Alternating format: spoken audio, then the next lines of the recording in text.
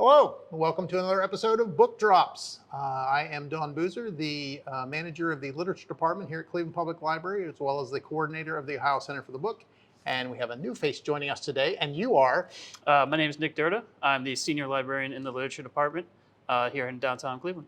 Okay, and Nick also has another position here at the library that we will talk about in just a second. So today we're going to talk about awards, and we're going to talk about one specific literary award. But the Cleveland Public Library is involved with a number of awards actually, and others in Ohio. So the Anisfield Wolf Book Awards has a connection to Cleveland Public Library.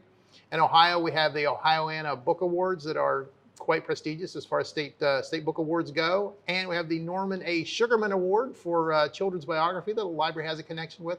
But we also have a connection with an international library prize, or literary prize, which is the Dublin Literary Award. And Nick happens to be the chair of the committee at Cleveland Public Library. So Nick, I brought you here today to talk about the Dublin Award a little bit. Well, first of all, we call it the Dublin Literary Award, but that's not Dublin, Ohio, correct? That is not Dublin, Ohio. It's Dublin, Ireland, city of Dublin. The Dublin Literary Award goes back to 1994 when it was started between a partnership with the city of Dublin, the Dublin City Libraries, and an American company called Impact.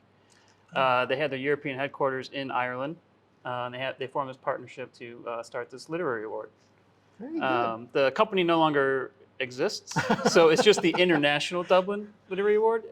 People may know it as the International Impact Dublin Literary Award, and it was called that up for last couple of years. The name has been changed. So. Okay. So it literally is the International Dublin Literary Award, the official title. The official title, yep. Okay. So since it's an international award, how did Cleveland, Ohio, the library in Cleveland, Ohio, get involved with the international award?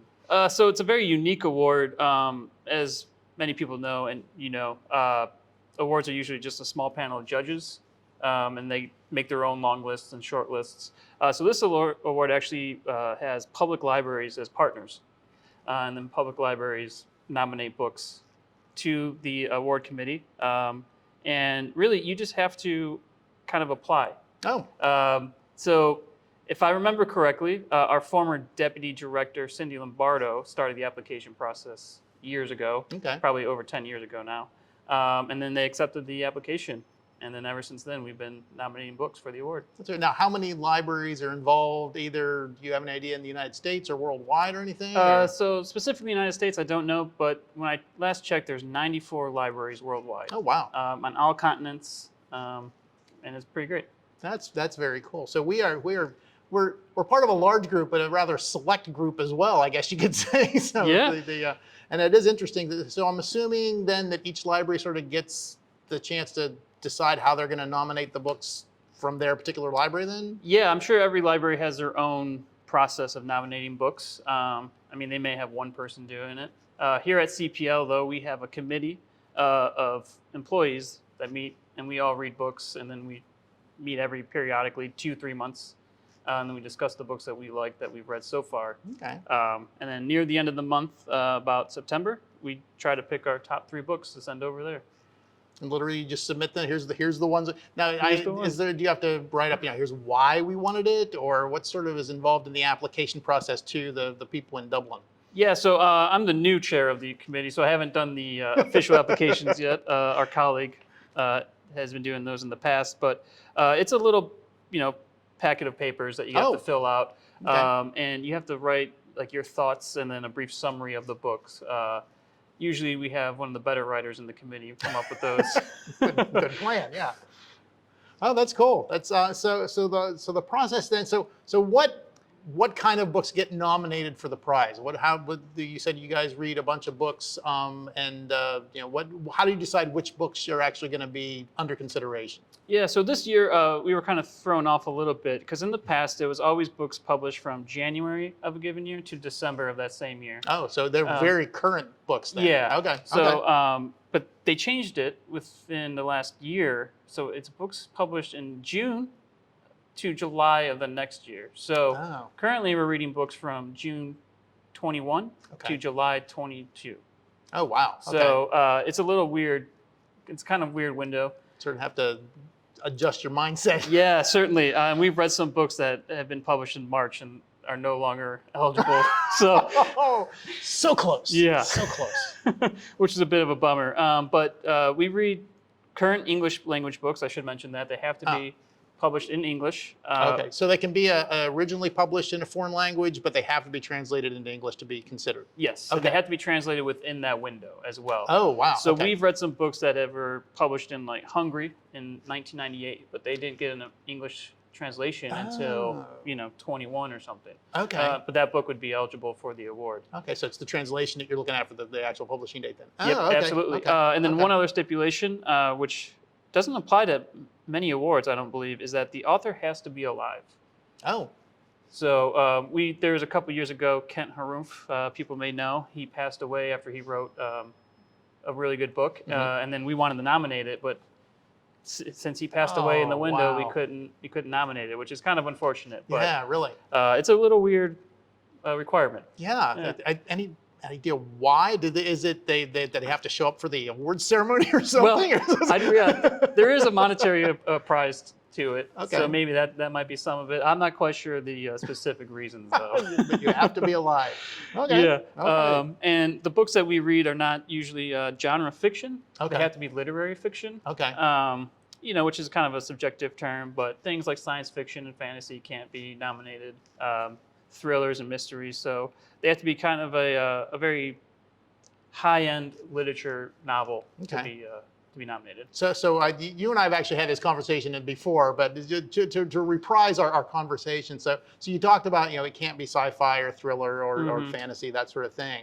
But then you get into the whole realm of speculative fiction or literary sci-fi or so in your mind, what constitutes a literary speculative fiction as opposed to a genre sci-fi novel? Or it's like, I mean, it might be one of those things where I know it when I see it, but what are you looking for whenever you look at those kinds of things? You definitely know it when you're reading it, but literary fiction is kind of hard to describe and define. Like I said, it's subjective, but it's using the language more as a piece of art to drive the story. There's a lot more of the human conditions being described. Plot, even though most novels have a plot, is not necessarily relevant for literary fiction. So it could be more of a character study or more of an internal dialogue or more of a, Exactly. Okay. So it's really going to be novels that kind of dive into the human conditions, human emotions, that aren't going to be plot driven and that don't have any traditional sci-fi, fantasy, thriller aspects to it. Okay, so you could still use potentially something that has a magical realism as a genre in it. Yeah. Could still be considered literary. So it's sort of a way of getting around saying something has sci-fi or fantasy elements, and so it's magical realism or speculative. Yeah, so we have nominated some magical realism in the past, and just because magical realism kind of lends itself to the literary art form more than other genres. But there's certain sci-fi authors, Emily St. John Mandel, who wrote Station 11. Yeah. I would consider that big right now. Yeah, especially with the TV show. Yep. I'd consider that literary fiction. Okay. Absolutely. But somebody like Orson Scott Card is definitely just very, bookshelf straight sci-fi. ahead sci-fi. That's okay. Okay. Yeah. Okay. I will accept that definition now. Yeah. And so this is honestly a debate that we have when we're talking about books, if something would actually apply to that. Yeah, how often, I mean, within the committee, how often do you all sort of have those sorts of, knockdown, drag out conversations, let's say? Not too much. The biggest one was Buried Giant by a Japanese author. I can't think of his last name at the moment, but one of the members really enjoyed it.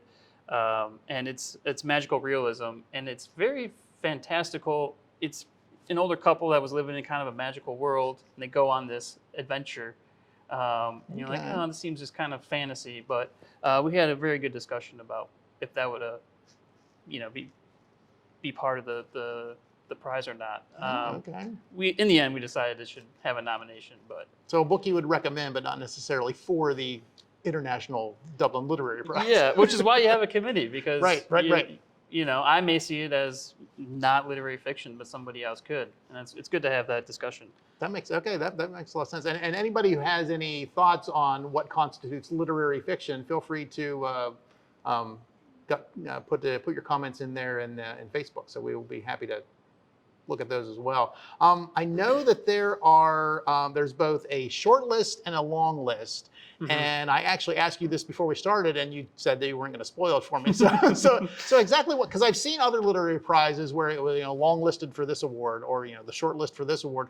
What constitutes a long list and a short list? I realize one is longer than the other one. I do get that. But I mean, what is it? Just everything that's submitted ends up on the long list, or is it more selective than that? I'm just curious to how it works with the Dublin Award. So with the Dublin Award, it's every book that is nominated by a library. Okay, so these are the official submissions that you guys fill out the packet of paper, and those make the long list. That makes the long list as long as it meets the requirements. Okay. Because they still get looked at by the panel of judges, which is usually an international panel.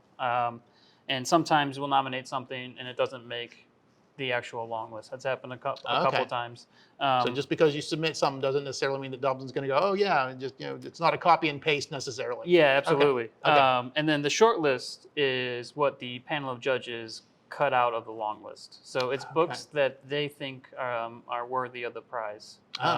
And there's a maximum of 10 books on the short list. Okay. In the long list, like I said, could be all the books that the libraries have nominated. So, over 90 books can be on the long list. Oh, okay. So we're talking an extensive long list. Yeah. So okay, that's very cool. So the difference between the short list and the long list is good. So I'm assuming that Cleveland Public Library has had a hand in both the short lists and long lists. Have we got any short listers or not? Have we We definitely have some long listers. I think there's only 2 years that I didn't see a book that we nominated for a long list. Oh, and that was okay. 2019 and then 2016. Okay, so that at least means that we're on target. Whenever we submit things, the committee, we're at least on target for the long list. Okay. Absolutely. Okay. But there's only been 2 books that we've nominated in the last 10 years that have made the short list. And with 93, other libraries, I mean that's not a bad record. Yeah, and it's always funny too because books that made the short list will hate it in the committee and be like, oh, we didn't like this, and then you see it a year later. Submit it anyway. It's like, So, okay. But 2 of the books I have here actually. Okay. So I'll start with the first one, which I think was nominated in 2013, The Tragedy of Arthur by Arthur Phillips. This was before my time on the committee. And then we also have Nickel Boys by Colson and Whitehead, which came out in 2019. And I was definitely recommended this one to the committee, and we voted on this one to go for sure, because this is a very good book, and I would highly recommend it. Excellent. So Colson Whitehead's big right now too. Anyway, I mean he seems to almost can't do no wrong. Yeah, absolutely. It's a very sad story though, so prepare yourself if you're going to read it. But it's a short read, but I would highly recommend that. And those were both on the short list? They are both on the short list. Yep. Oh, okay. Yeah. Okay. So Tragedy of Arthur was 2013, and then 2019 for Nickel Boys. Okay. So other than that, we haven't had too much luck. Well, hey, it's an honor to be nominated, that sort of thing. So, but I think the fact that we're able to be involved in something like that is just really cool. So I know that you have several more books that you brought along today that you wanted to highlight. So oh, sure. Feel free to take it away. Yeah. So these are 2 books that were on the long list in the past. A Gentleman in Moscow. This is a very popular book. I think it's been on the bestseller list for a long time. About a gentleman who's kind of cooped up in his apartment in Bolshevik Russia, and he's kind of forced to watch the revolution from this apartment building that he's kind of solitary confined in. And then Where All Light Tends to Go by David Joy. This is interesting for that topic of what is literary fiction, because it kind of reads as a thriller, but we decided that's literary fiction. This is a pretty sad story about a kid whose father is a drug dealer in the backwoods of West Virginia, and then all the conflicts and trials that come from being in that situation. So these are 2 that we nominated for long lists in the past, and that we really enjoyed. And then I just have the last year's winner, Oh, If by all means, yeah. I don't think we actually read this one. I was looking at our past discussions, and I'm like, I don't think we read this, but it's The Art of Losing by Alice Zentar, which was published in French originally in 2017, Okay. and then just translated last year, Okay. so into English. Okay. I'm curious to ask you too. Whenever so you're the chair of the committee. Just as a matter of curiosity, what are your duties as chair? Is it just to basically keep all the cats herded together? Yeah, pretty much. I mean, we all kind of co-chair, really. Okay. I mean, we all have equal opinions in books. We all share our opinions pretty adamantly. I just kind of set up the meetings. Fair enough. So whenever you're looking for your let's say yourself, whenever you're looking for books to discuss at the committee meetings and to consider for the prize, where do you get your ideas? Where do you look? People might be interested if they're looking for other reads. Where do you go to cull the herd, so to speak? Oh, sure. So with the committee, we like to keep track on Goodreads. I'm sure people have There's heard of Goodreads again. It's Goodreads again. How can you go wrong? It's always Goodreads. It's always Goodreads. It always comes back around. So we're all friends on there, and we just kind of share what we've been reading throughout the year. Rate it 1 to 5 stars. Okay. It's an easy way to kind of eliminate bad books, so everyone's not reading, books that they don't like. But some other sources that we use, there's a website called The Millions. Oh. Which one of our members likes to share out constantly. They have the most anticipated books of the first half of the year, and then they come out with the most anticipated books of the second half of the year. And what's the website again? The Millions. The Millions. Yep. Okay. Yeah, just like the dollar amount. Millions. And then just other resources like Publisher Weekly and all those very staple book. The standard, book source things like Library Journal and Publishers Weekly and all those sorts of things. Okay. Yeah, all those. And then every once in a while, you'll just stumble across something online too, be it on Book Riot or something like that. So. Okay. That's very cool. Are there any, can you give us any ideas on ones that have piqued your interest currently that you might be reading or looking forward to reading or? So I'm on a bit of a break because we're actually meeting tomorrow to discuss some books that we've been reading. So I haven't read anything in a while. Spoiler alert. Yeah. Come back at a later date. Let me think. Oh, I'm drawing a blank. You put me on the spot here. I know. So I think one that a lot of people have liked was the Intimacies by Kitamara. Okay. That came out earlier this summer. It's about a woman who's from America, I think, and she finds a job over in The Hague, in Denmark or the Netherlands. Okay. And it's just about her life over there, working for a international crime tribunal. Cool. Yeah, a fun read. Yeah, exactly, absolutely. And that's the problem with literary fiction. They're not beach reads really, and they're kind of dark themed and get you thinking about the human conditions. That's all I can think of. So let's say Mr. Durda is not. I'm assuming you're not reading all literary fiction all the time. Since I have since we have a new person in the seat here, what things do you like to read for fun? How about that? Yeah, I do read literary fiction 90% of the time. Just being on the committee, you're kind of forced to. You got a time constraint too. If you only have. So what is the time frame again between the time that the old award is awarded and the new award comes out? I mean. Oh, geez, it's so there's a 2-year window between when we nominate a book through going through the judge process. Oh wow. Yeah, so you'll see a book like The Art of Losing that was published last year, and it'll win the award in 2022. Even though it's already a year, almost 2 years old at that point. Oh, okay. But going back to your initial question, as you know, I like to read graphic novels. Yep. So that's usually kind of my palate cleanser for a lot of these literary books. Palate cleanser. Yeah.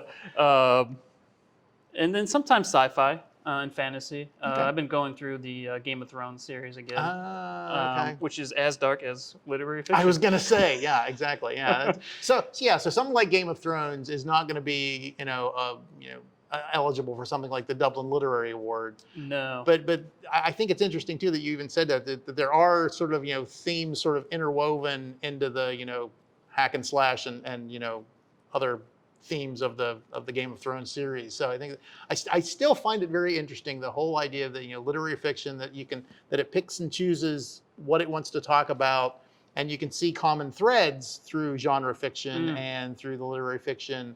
But from what I hear you saying, it's all in how it's used. It's all in how the person puts all that together. Yes, yeah, absolutely. And it's one of those things, like, it's easier to see it with your own eyes than it is to describe it. I mean, it's very subjective. John Updike, even, he's very much a literary fiction master, as people know. But when he would go on and do interviews, he would hate the term literary fiction. Oh, that's interesting. Okay. Yeah, he's like, I write books.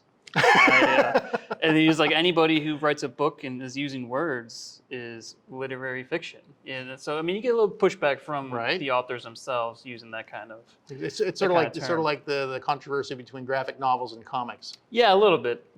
A little bit, yeah. But you can definitely tell what you're reading is literary fiction when you're into it. Is it more the craft and just the way that the sentences, for lack of a better way, sound in your head?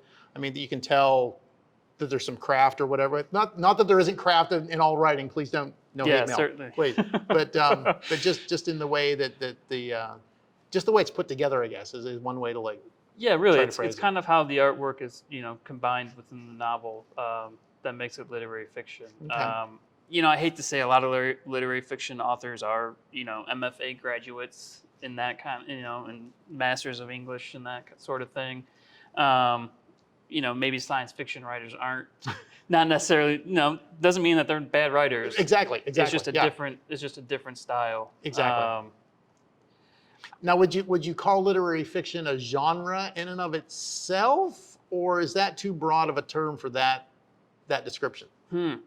I would probably call it a genre. Okay. Yeah, absolutely. Now, within that genre, can you have magical realism and I'm assuming, well, are things like memoir, that kind of thing, eligible for the prize, or does it have to be fiction? It has to be fiction. Okay. Yep. Okay. That's and magical realism could very well be literary fiction. Gabriel Marquez, 100 Years of Solitude, very much magical realism, but I would say that's literary fiction first and foremost. Okay. Same with something like 1Q84 by Murakami, magical realism, but very much literary fiction. So magical realism, I think, lends itself more towards the literary aspect than other genres do. Just because you're getting into layers of not even dialogue, but descriptions of things, and it's not necessarily plot driven. Magical realism kind of makes you question the plot sometimes. So, yeah, it's very difficult to describe. I like what you actually just said right there with layers too, because with something that, like we're talking here, there's going to be layers upon layers of, and like you said, it's not necessarily plot driven, but there's a lot of things going on, maybe at the surface and then like down beneath, and then that's brought out, and so there's a whole that sort of thing. And whereas with a straightforward, maybe sci-fi or fantasy genre or thriller or horror, it's like we start here, we're going there, and we might have a circuitous route to get there, but there's a plot that drives through the whole thing. Yeah, and those lines tend to blur a lot, though. I mean, even if you're reading something like Frankenstein or Dracula, which are very much horror fiction, right? In today's world, they could be considered literary fiction. That's true. I mean, especially the way epistolary novels and that sort of thing. Yeah, especially with Dracula told in the series of letters. That's very much a literary tool. So, yeah, the lines just kind of blur sometimes, but you'll know it when you're reading it. Something like James Patterson with a very straightforward plot, it's just going to be a standard mystery. Right, exactly. Yeah, or thriller. Exactly. Okay. Is there anything else that you would like to share about your experiences with the Dublin Literary Award? Other than making me burn out on literature sometimes, I will say that the Dublin Award does have the highest award amount out of any literary prize. It's €100. I'm not sure what that translates into dollars. Like 150, 200, something like that? Yeah, maybe. They tout having the highest payout for literary prizes. That's cool. And if it's translated, the author gets $75,000, and then the translator gets $25,000.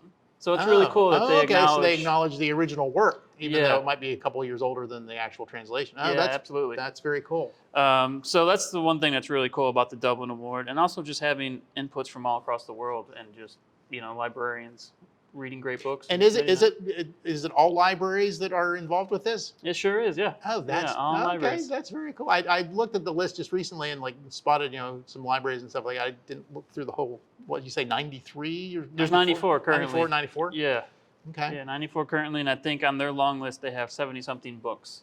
So clearly, not every book that was nominated made the list. It's always interesting because you'll see something like a Paula McLean novel on there, who's from Cleveland. Yeah. And it'd be nominated by a German library, but we don't nominate it. So you're like, oh, okay. They must have found something, different. You're just sharing the wealth. You're just letting them, get the yeah. But giving them a book every once in a while. Yeah, exactly. Yeah. Exactly. Okay.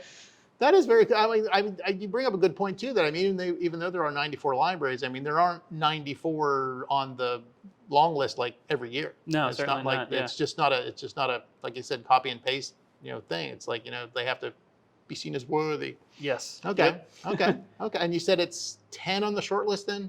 10 at the maximum. A maximum. So it doesn't necessarily mean so it's always they don't gonna even be have 10. to pick 10 every year then. They're just Yeah. like, it's like, here's 8. Yeah, I think on average it's anywhere between 6 and 8. Oh, wow. Yeah. Okay. So it is a selective. So it's not just one of those things where it's like, you submit your name and you get a prize. It's like. Yeah. You have to Very have cool. some worthiness to it. And the panel is made up of. That's what I wanted to say. So the short list is the general Dublin committee over in Ireland. Yes. But then who actually chooses? Is there one winner?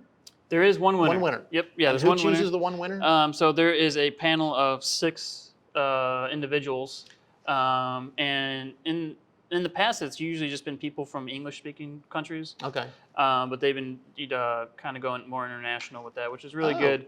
Especially with the translations, that makes a lot of sense. Yeah, absolutely. So there's 6 people on the committee that pick the books. Okay. And then Now, are they also from libraries, or are they from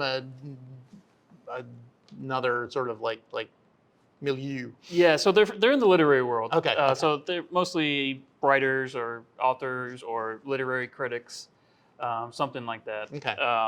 That's on the panel, and their process, I'm not too sure what it is. No, I'm sure it's very, very, cabal sort of. Yeah. Honestly, it's probably very similar to how we do it. Read a book and then just argue for an hour or two about it. So yeah. And I'm assuming that committee too is from they're not all from necessarily Dublin. It's like an international committee that actually does the final selections then too. And it changes every year. So. Oh, okay. Yeah. Okay. So you're not going to get the same sort of thoughts in the selection process every year down the line. Yeah, absolutely. That's okay. That's very cool. So for anybody who is interested in expanding your reading into the literary fiction genre, even though we're not quite sure what that means, but you will know it when you see it. We recommend checking out the long lists and the short lists from the Dublin Literary Award, the International Dublin Literary Award, that has Cleveland Public Library as one of its selection libraries, and that's quite a feather in our cap, I think, Sure is. here at Cleveland Public Library. So we want to thank you all for tuning in, and we will see you in 2 weeks.